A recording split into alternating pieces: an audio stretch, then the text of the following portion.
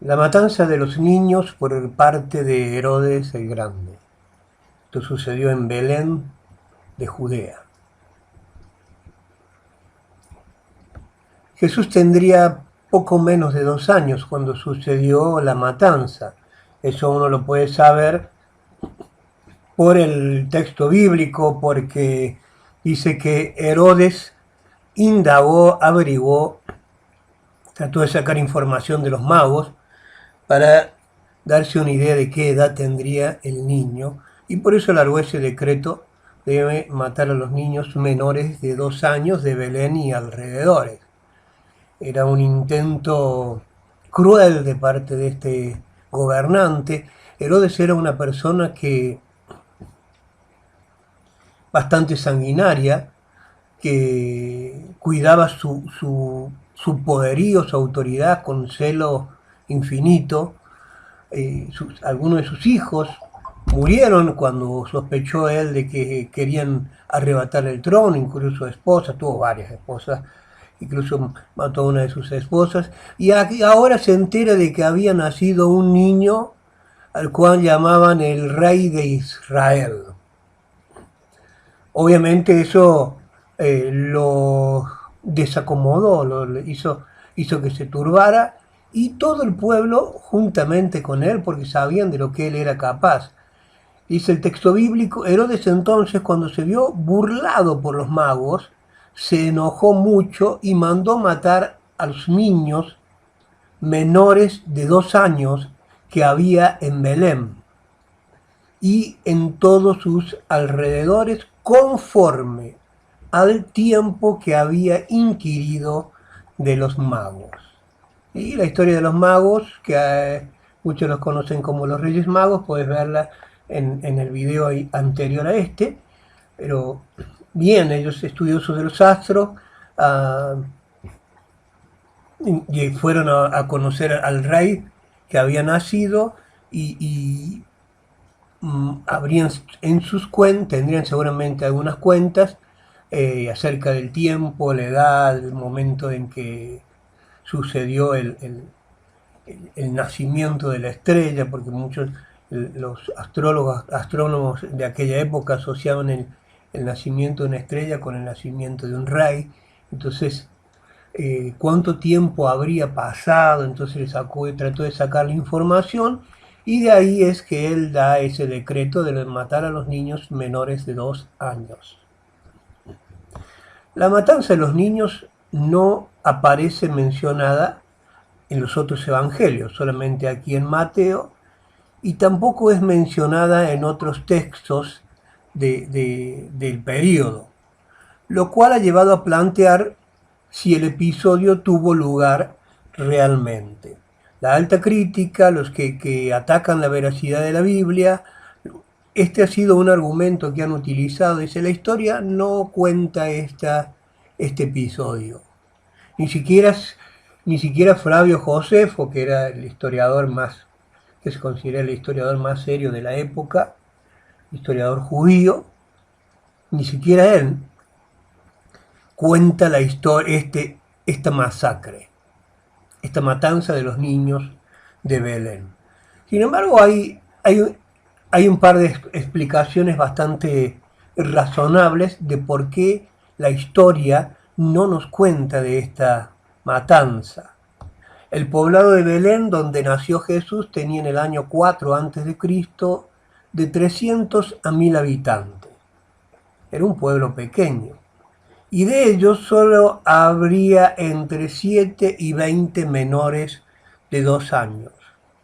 Y es por eso que Josefo no lo menciona. Eso podría ser una explicación de que, comparativamente con lo sanguinario que era Herodes, dice que Herodes era tan poco popular que su gran miedo era que cuando él muriera nadie lo iba a llorar.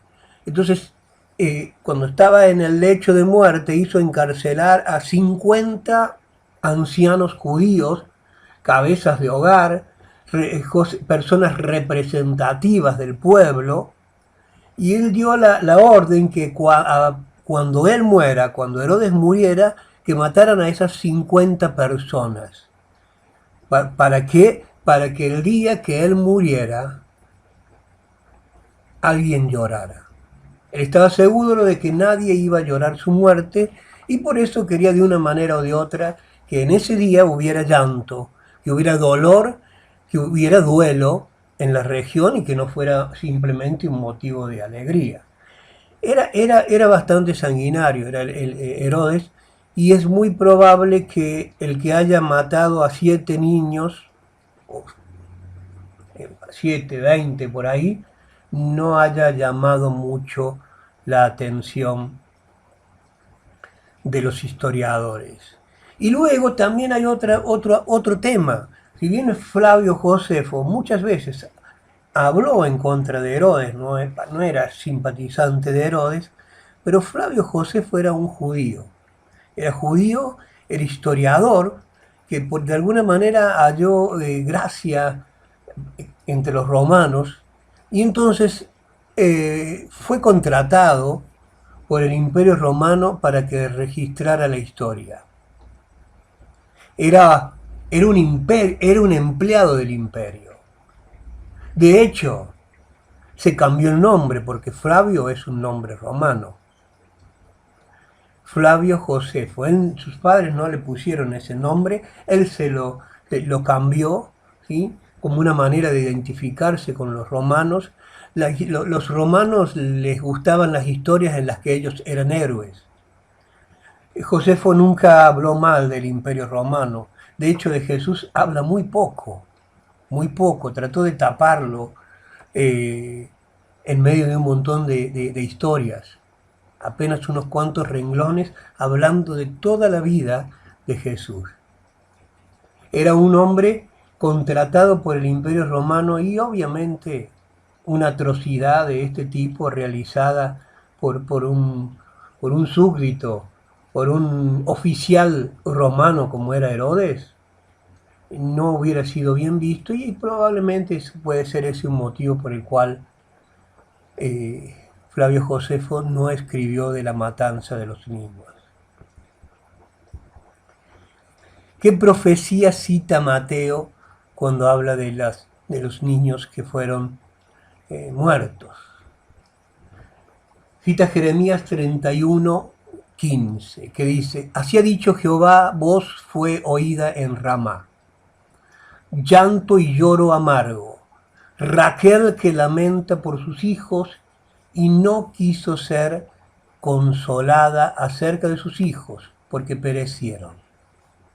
Entonces Jeremías escribe esta profecía, la escribe haciendo referencia, en primer lugar, hace referencia a la cautividad del pueblo judío. Cuando vinieron los babilonios, los judíos llevaron, los babilonios llevaron cautivos a los judíos.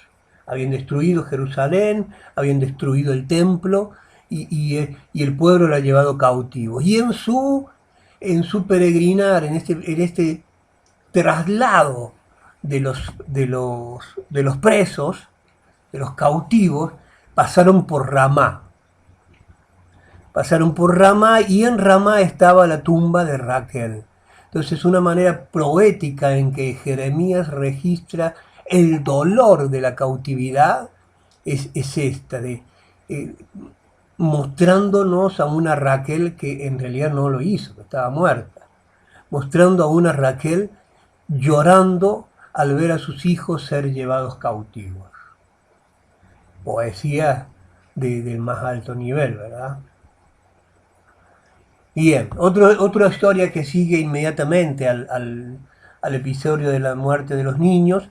Sabemos que, bueno, lo habíamos leído, que por revelación José había ido a Egipto y de esa manera salvó la vida del niño. Y desde allí, luego Dios le dice que vuelva. Cuando murió Herodes el Grande, su reino fue dividido en 3, entre algunos de sus hijos, Judea y Samaria, para Arquelao, y bien, ahí está anotado por las 3 divisiones, pero a nosotros nos interesa Judea y Samaria, a donde gobernaba Arquelao. Arquelao dice la historia que era más sanguinario que su padre.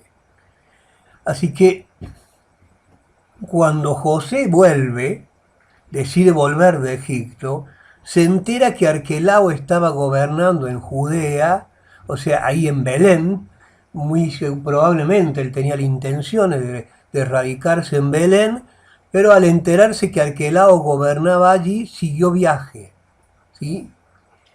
Siguió viaje a lo que está escrito acá. Arquelao era muy sanguinario y mientras él reinara no era seguro ir a Judea, por lo que se le aconsejó a José que fuera a Galilea. Así que fue a Galilea y se instaló en Nazaret y ahí pasó la niñez, la adolescencia y la juventud del Señor Jesucristo. Arquelao fue depuesto por sus crímenes y desterrado a las Galias en el año 6 después de Cristo. Mientras tanto, para ese entonces Jesús ya estaba viviendo en otra provincia. Jesús pasó su infancia y juventud en Nazaret, donde aprendería el oficio de su padre, que era el de ser carpintero. Por ahí hay algunos estudiosos bíblicos que hablan de José como constructor. Algunos lo proclaman con vehemencia. No era carpintero, era constructor. En realidad, en la época, las edificaciones se hacían con los dos materiales, se hacían con piedra y se hacían con madera. Entonces, el constructor sabía de ambos oficios, sabía construir y sabía trabajar la madera. Entonces no hay una contradicción, nadie está trayendo una revelación nueva. Entonces es muy probable que el oficio de José y luego de Jesús sería el de ser carpintero y de ser constructor. Lo de constructor tiene sentido porque él da enseñanzas en las que habla de nadie edifica una torre si antes no calcula el costo. Cuando habla de los dos cimientos, ¿no? La casa edificada en la roca o la casa edificada en la arena, ¿sí? Y así sucesivamente. Después habla Jesús habla del yugo, o sea, era una labor de carpintero. Carpintero hacía los yugos para los animales trabajando la madera. Entonces, es muy probable que hubiera tenido los dos oficios o uno o los dos en uno. Regresan a Nazaret.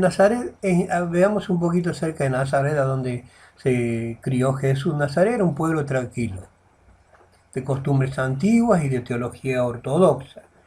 Estaba lejos de los caminos. A veces los caminos principales hacen que pasen caravanas y ahí los pueblos que están sobre los caminos principales están expuestos a influencias de los viajeros.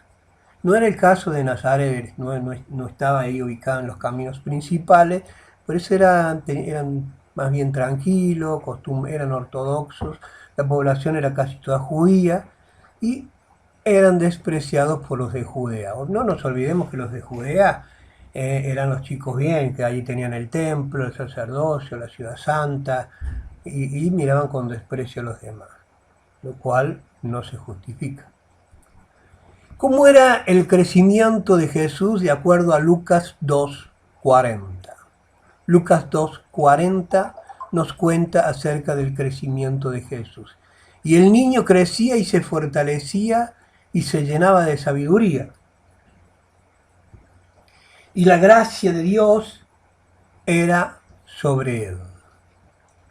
¿Cómo fue el crecimiento? Bien, este texto bíblico no habla mucho del crecimiento de Jesús, pero acá nos da una pauta, un panorama de que crecía y se fortalecía y se llenaba de sabiduría. Entonces, crecía intelectualmente. Acá nosotros por este texto bíblico podemos deducir que Jesús no nació sabiendo todo. A veces nos preguntan los estudiantes, quieren con su intención de aprender, y está bien. Y cómo sabía, Jesús sabía que era Dios, y cuánto sabía, etc. El texto bíblico, no sabemos cuánto sabía, pero el texto dice que él crecía en sabiduría. Entonces, su conocimiento iba en aumento. Lo que sí sabemos es que él tenía un conocimiento, cuando Jesús tenía 12 años, en el episodio creo que lo vemos luego en este mismo video, en el episodio con los maestros, los intérpretes de la ley, él sabía que tenía una relación especial con el Padre a los 12, pero no sabemos si a los 11 él tenía ese conocimiento. Entonces, lo que sí sabemos es que crecía en conocimiento, crecía físicamente, se desarrollaba físicamente, crecía en gracia, la gracia de Dios crecía en él, y bien, era una persona que crecía en todas las áreas saludablemente. El niño Jesús entre los doctores de la ley, bien digo. Lucas capítulo 2, versículo 41 al 51. ¿A qué costumbre hace referencia el versículo 42? Bueno, vamos a leer el 41 y el 42 para que no nos quede el hueco ahí. Dice, iban sus padres todos los años a Jerusalén en la fiesta de la Pascua, y cuando tuvo 12 años subieron a Jerusalén conforme a la costumbre de la fecha. Entonces acá habla de la costumbre, perdón, de la fiesta. La costumbre de la fiesta. ¿A qué costumbre hace referencia? En primer lugar, hace referencia a la costumbre de ir a Jerusalén para la Pascua. ¿Sí?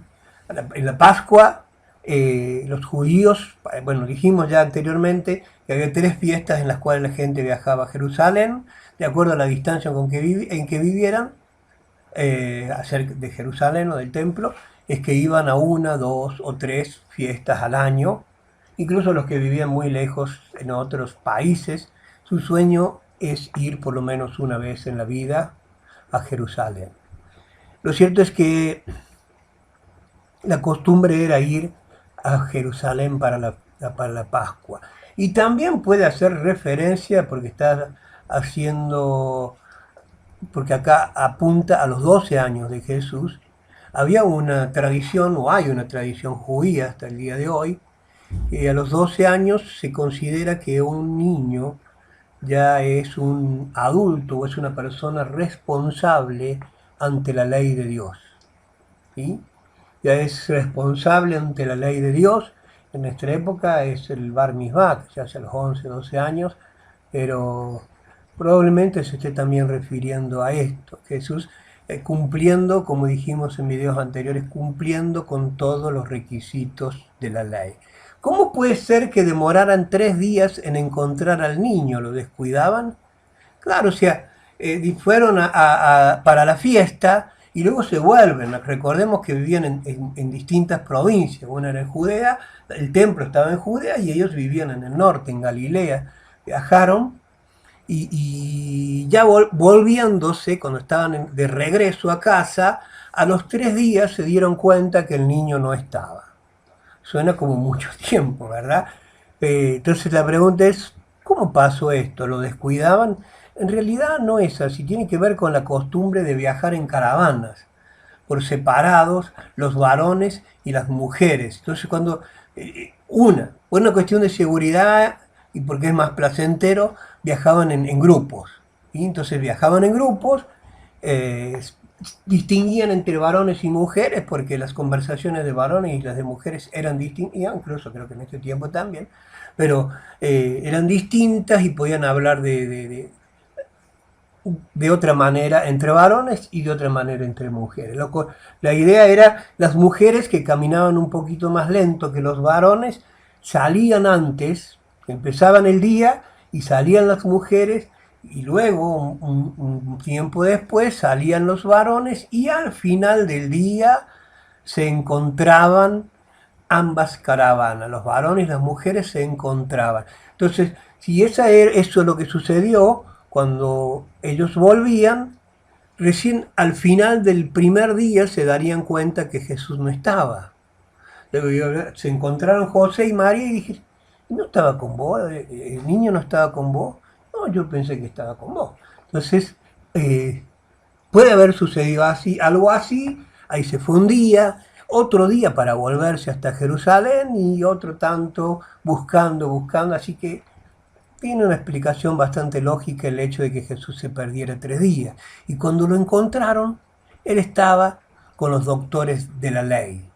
¿Sí? Los doctores de la ley eran los intérpretes de la ley. eran los maestros, en este tiempo serían los profesores de instituto bíblico, de tiempo completo, vivían para enseñar. Ellos, su función principal en el tiempo de Jesús era enseñar la ley. En otro tiempo era hacer copias, era copiar las escrituras, pero en la época de Jesús la función principal de los intérpretes o de los doctores de la ley era enseñar la ley y sus interpretaciones.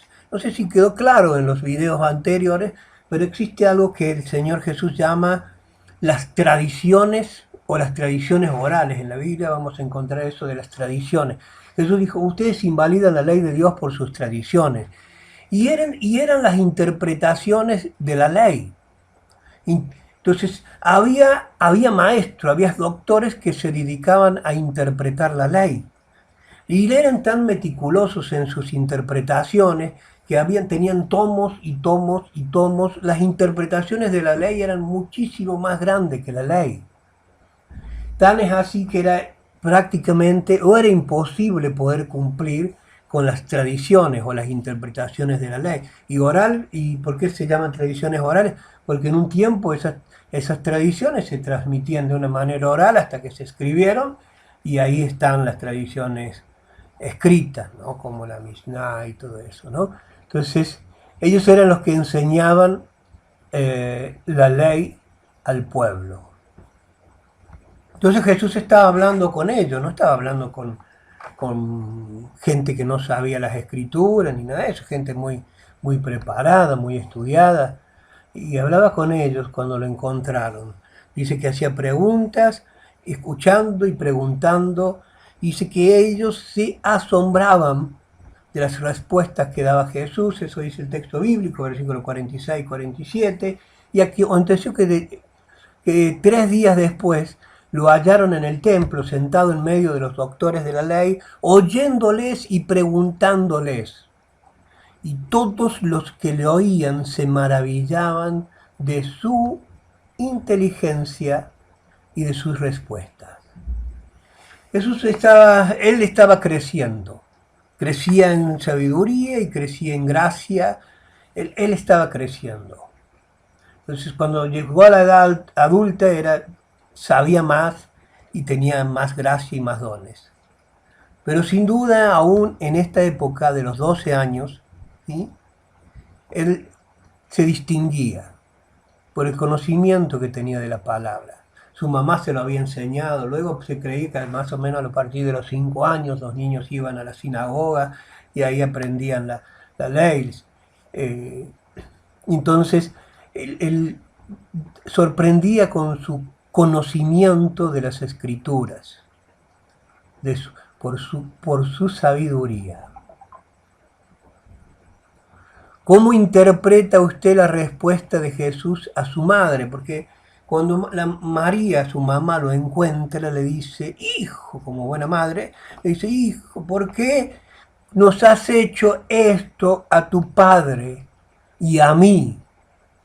¿Por qué nos has hecho esto? Y particularmente ella menciona a su padre, José. Y Jesús responde en el versículo 49, ¿por qué me buscabais? ¿No sabéis que en los negocios de mi padre me es necesario estar? Entonces, ¿cómo lo interpretamos? Fíjate que María le dice, tu padre, hablando de José, tu padre biológico, estaba preocupado por vos. Y Jesús le responde hablándole de su Padre celestial, del Padre Dios. ¿No sabéis que en los negocios de mi Padre me es necesario estar? Él tenía una comprensión, una percepción que como niño era bastante avanzada. Él sabía, no sé cuánto él sabía, pero sí sé que él tenía claro que era distinto y que él tenía una relación especial con el Padre. ¿Qué lección aprendemos de Jesús en el versículo 51? Y descendiendo con ellos, y volvió a Nazaret. y estaba sujeto a ellos. Y su madre guardaba todas estas cosas en su corazón. Esto de la mamá ya lo habíamos dicho en un video anterior. Ella reflexionaba. Se sorprendía con las cosas que él decía, con lo que decían los pastorcitos, con lo que decían los ángeles. Ella se sorprendía, ella veía cómo esta profecía, cómo lo que le había anunciado el ángel a ella, iba tomando forma y las iba guardando en su corazón. Y llama la atención de que Jesús tenía una percepción especial, una percepción de una relación especial con el Padre. Y aunque dijo, ¿por qué me buscabais? ¿Sí? No me es necesario él estar en los negocios de mi padre. Él no despreciaba a sus padres biológicos, porque dice que estaba sujeto a ellos. Jesús estaba sujeto a ellos. Él se sujetó a José y María. Él sabía que tenía una relación especial con el Padre Celestial, sin embargo, él se sujetaba a sus padres biológicos. ¿Por qué? Porque es un mandato bíblico, porque es parte de la ley y ahora también es parte del Nuevo Testamento, es uno de los uno de los 10 mandamientos, uno de los 9 que se repiten en el Nuevo. Claramente nos dice, honra a tu padre y a tu madre. Y la honra está en la sujeción. Él se sujetaba a sus padres. De esta manera vamos a finalizar este video. Ya casi estaríamos finalizando con los años de niñez de Jesús. Así que nos encontramos en el siguiente video.